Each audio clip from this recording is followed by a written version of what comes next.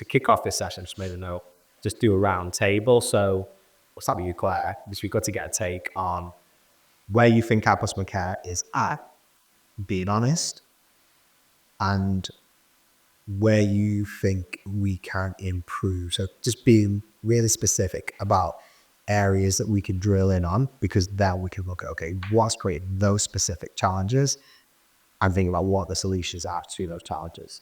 One of the things that stands out in my head is obviously having these discussions and fighting against the likes of Team U, etc.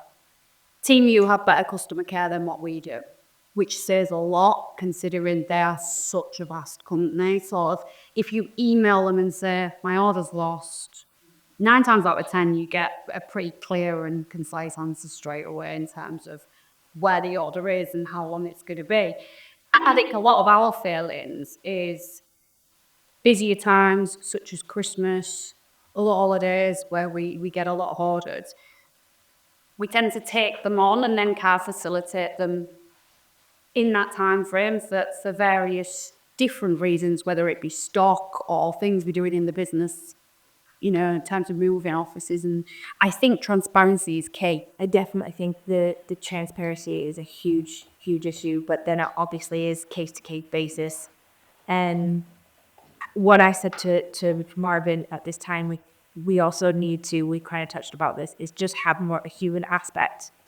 And that's the thing that I know that my inbox is smaller. I know that I have less products. I know that it's a different thing, but I have a human-like connection to every customer that comes into my inbox.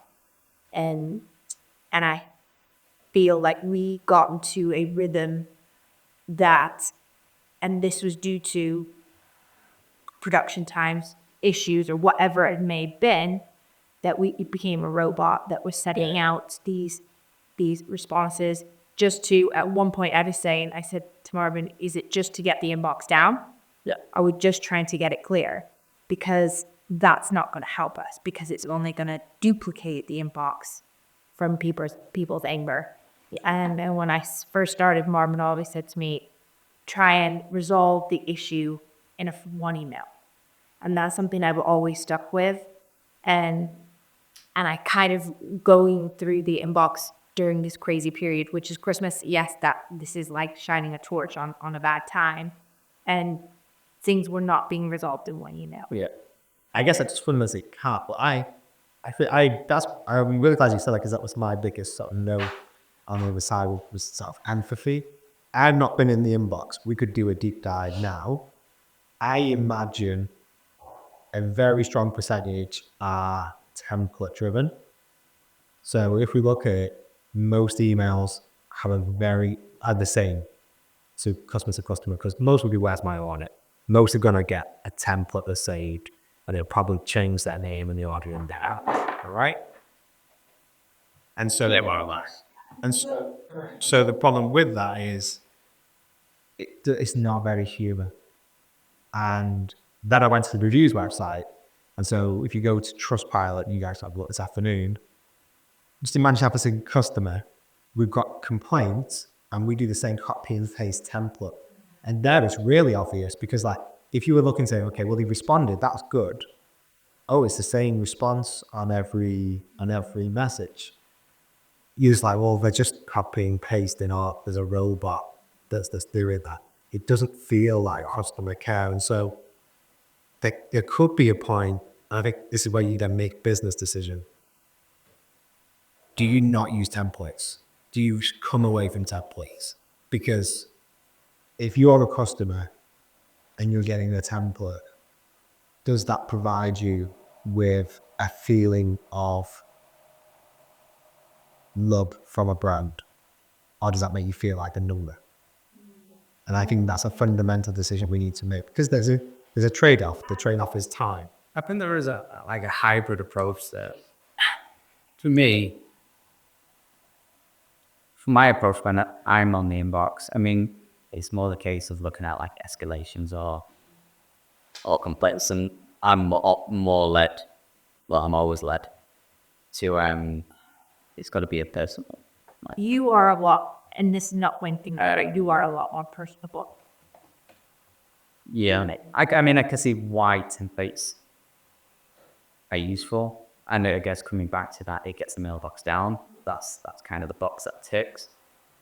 And I guess the balance is the same, isn't it? When I look at templates, for me, because I use them at times, I think it's trying to make that template as personable as you can. So it's not a name and an order number.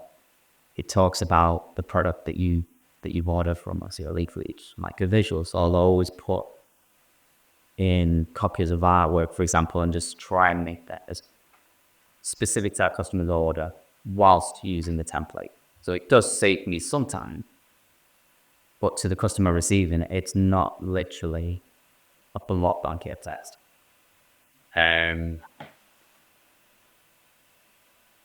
So I think ultimately it's knowing when is the right time to use a template and how to adjust it to best fit that customer, because ultimately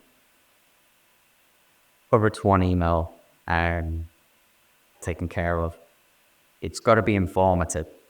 So like when I talk about the mailbox, transparency is the most important thing, because it might take 5 emails to resolve it, as long as the customer feels like you can't help them all of the way through it and they're happy with it.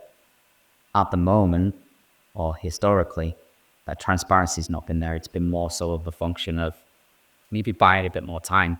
We just need more time to get on top of those orders. I think some customers as well, like we're in this world where, you know, when you order something, you kind of expect it in a few days. Obviously, we're not in the out world. Price or Yeah, I mean, fantastic, but it does put a big spotlight on companies like ours, where unfortunately we're not the, you know, you ordered on a Monday, you're going to get it on Thursday kind of thing. There, you know, but it is a lot longer now. You know, you've got your 5 days and you've got what, 3 days for delivery. So just over a week, and it could feel like a month. You know, when you're in this quick pace ordering world now.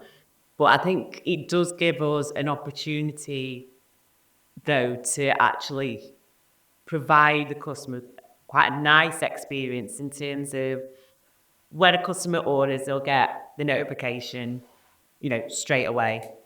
And then as the product goes through those different departments, whether it's, right, it's just been printed, now it's going to go and get finalized, now it's going to go get dispatched. I kind of feel that we have to work in the fact that it does take a bit longer, but we can use those pings, because you scanning it through, there's an opportunity to build something there just to keep the customer informed. Like, we've not forgotten you, we've still got your order, it is now at this point. Now it's at this point, now it's at this point. And then at least that 1 week wait doesn't feel like I just ordered something, I think they've forgotten about me. You've got those little communication bits. I know that doesn't kind of fix the items going out later, but when I'm looking at ads and things like that, and sometimes I'll get, I don't know where my order is, and then I'll look and I'm like, oh, it's not even at dispatch date. And it just made me feel like, but in your mind, you're like, hang on, I ordered like a year ago, where is it? It's like, oh, it was just a few days. So I think that's a brilliant idea from Jen, because that adds again to the experience for the customer. So when you order from abroad, so fast fashion websites from abroad, it will tell you when it's left their country. It will tell you when it's landed in your country. It will tell you when it's on its way to courier, and it'll tell you it's arrived at courier. So you can kind of watch its progress. So yes, it might take sometimes 3 weeks if something's coming from China, but you get the text messages and then your email updates. So again, it adds to the experience, because I'm not being forgotten, it's on an aeroplane.